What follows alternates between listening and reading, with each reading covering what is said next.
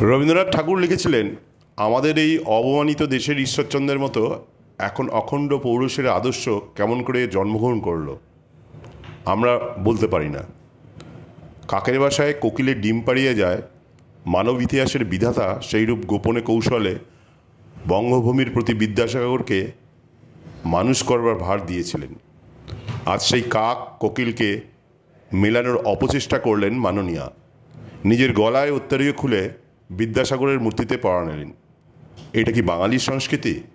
কোনো মনীষীর গলায় নিজের গলার উত্তরীয় পরানো কি যায়? এটা উনি সম্মান দিলেন না অপমান করলেন?